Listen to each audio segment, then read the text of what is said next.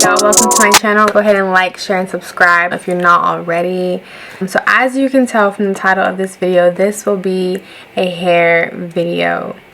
So I'm very excited to be sharing this journey with you guys. This is going to be about my big chop, why I did it, and why it's so worth it, and why you should do it too. So what is a big chop?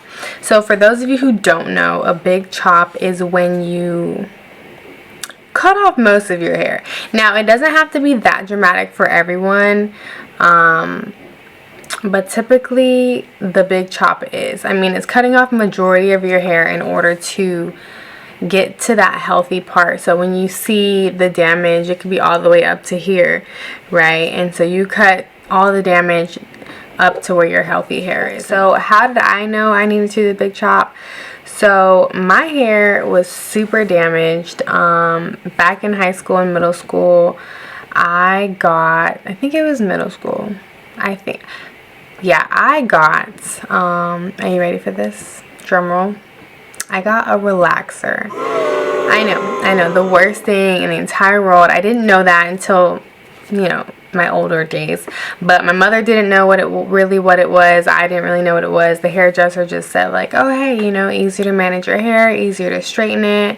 We were like, cool, let's do it. Yeah, that was pretty much the start, I feel like, because even after that I was dyeing my hair blonde, red, black box dye, and I knew nothing about taking care of color treated hair, mind you. So I was just doing whatever I wanted to do, straightening every other day, just completely like frying my hair on top of the relaxer and all of the dyes. So I didn't really see any problem with my hair. Let me show you guys what my hair looked like on a curly day back in high school. So this photo is my hair on a natural day when I thought I was, doing something. I thought I was cute, right, with my natural hair.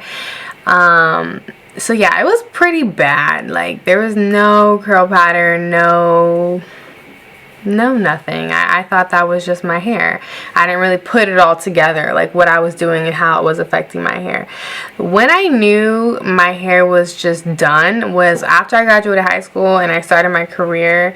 It literally started breaking off. Like from the root, it was breaking off. I couldn't even do anything. I couldn't even straighten it because I would put the heat on it and it would just break off from the top. It was so damaged. So I was like, I have to cut it. I have no other option. So I went ahead and did my big chop. I'm going to show you guys some photos of what that looked like after I cut my hair off. So this was my hair shortly after my big chop, and it took me a few days. It took me a few days to just kind of get used to it. I didn't really want to show anyone. I didn't want to show my boyfriend, my husband now, but I didn't want to show him. I was like, oh my gosh, what did I just do? But then after that, I started to see my curl pattern and I started to kind of embrace it. I was like, yes.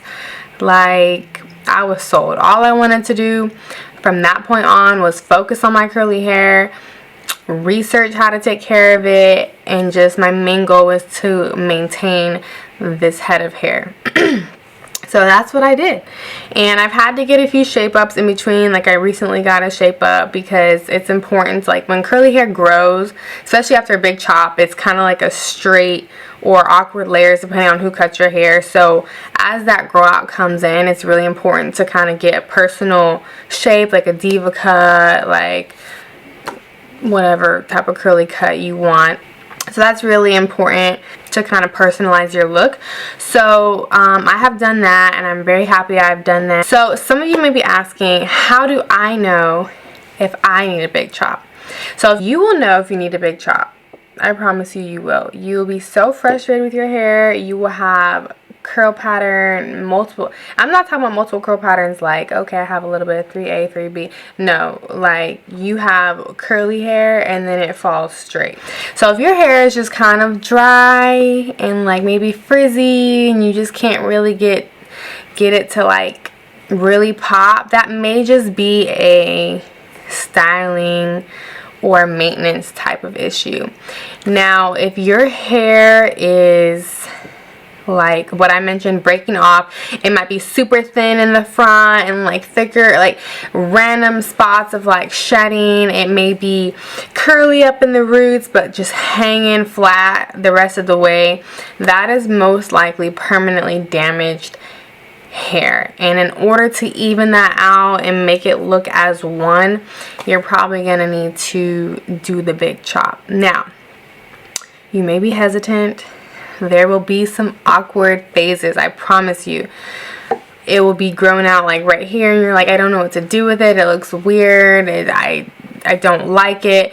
Protective styles, do braids, weaves until it gets to a point that you are comfortable with and you can, you know, play with it. That's what I did, because with my career I have to pull my hair back. So when it got in those awkward stages, I was frustrated, but I knew I wanted to let it continue to grow. So I did some protective styling and I made it through. You got to trust the process, because if you don't, you won't know what it could be in the end. You're not going to give your hair the chance to reach its full potential, and that is what the goal is with this big chop. You can't chop it off and then continue to damage it and like forget about it. You got to chop it off and dedicate yourself to your head of hair. Okay, so one other thing that I will suggest, if you do go get your hair cut, I suggest that you find somebody that specializes in curly hair. That is so important, because when it gets to like that shaping and that maintenance, they know what they're doing. Okay, if you go to somebody who does not know about curly hair, they're not going to know how it falls when it's curly. They're not going to know how to cut it when it's curly. They're going to try to straighten it and then cut it, but that's not what you want, because you want the look of your hair when it's curly. So you need someone who knows how to do that. So that's just one tip that I will give, is find somebody who you trust with your curly crown.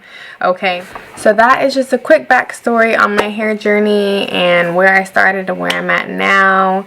I can't wait to share more content with you guys. Just leave some comments down below and let me know anything specific you guys want to see next, and like and share this video, and I'll see you in the next one.